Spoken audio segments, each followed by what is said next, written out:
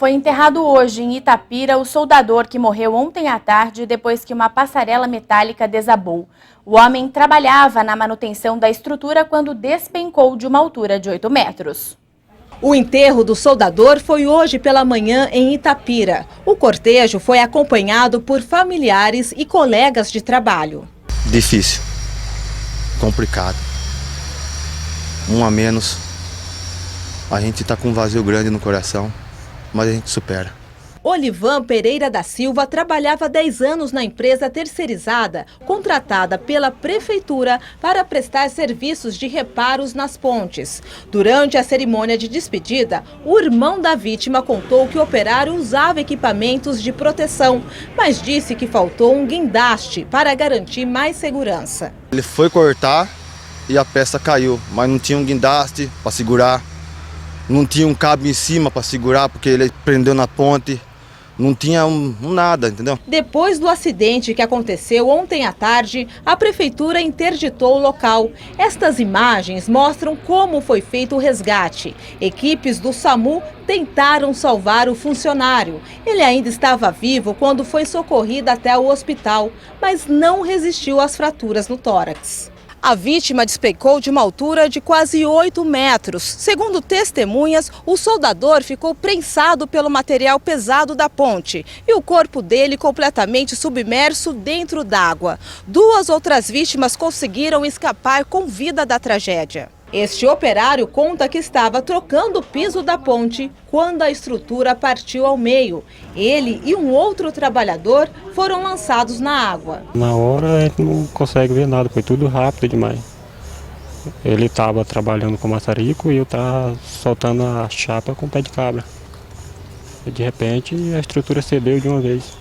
E houve correria? Como é que foi? Não houve correria, não deu tempo de correr. A prefeitura já abriu inquérito para investigar as causas do acidente. O Ministério Público acompanha o caso. A ponte faz a ligação do bairro Jardim Soares e o Distrito Industrial de Itapira. Segundo os moradores, a tragédia era anunciada. A estrutura já apresentava problemas. Balançava, né? Que a estrutura estava fraca, então ela balançava muito. Bastante gente reclamava. E denuncia que os reparos só começaram por causa de um abaixo-assinado feito pelos moradores no fim do ano passado. Pedia, reclamava e não resolvia, né? Ajudou a comunidade aí e veio aí para tentar resolver o problema, né? Uma hora ia acontecer, né? Tava muito feio demais, muito ferrujado demais esse ponto aí.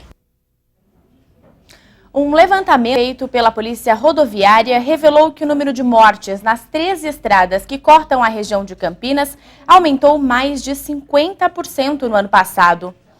Em contrapartida, os acidentes diminuíram em relação a 2012. A imprudência dos motoristas continua sendo o principal fator de risco.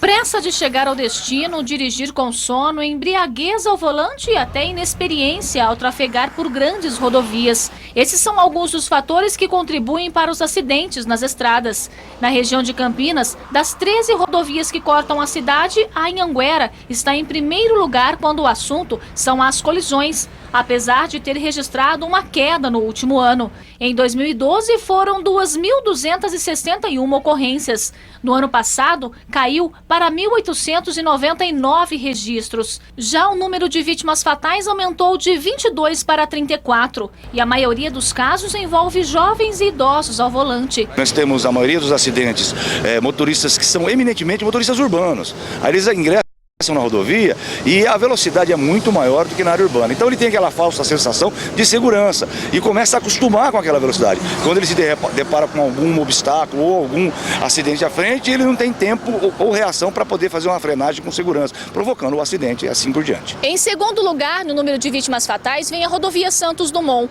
com 23 casos em 2012 e 30 em 2013.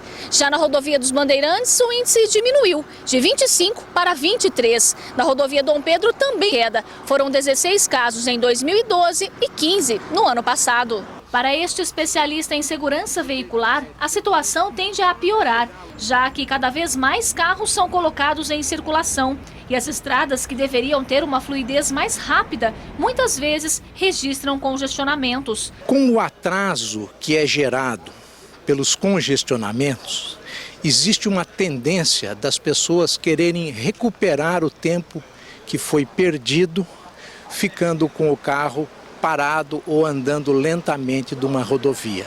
Essa tentativa de recuperar o atraso faz com que ande pelo acostamento, que aumentem a velocidade, gerando novos acidentes. Se a pessoa refletir sobre esse assunto, ela poderá mudar o comportamento. E nunca é demais lembrar que ao volante, toda precaução é bem-vinda. O que a gente pede é que o motorista respeite as leis de trânsito e respeite os limites de velocidade. E não só isso, os seus próprios limites na habilidade na condução do veículo.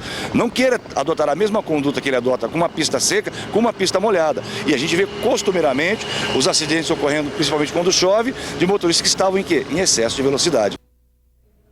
E veja a seguir. Valinhos cria barreira em córrego para tentar amenizar problemas na estiagem. Departamento de Água e Energia Elétrica do Estado afirma que a medida é irregular.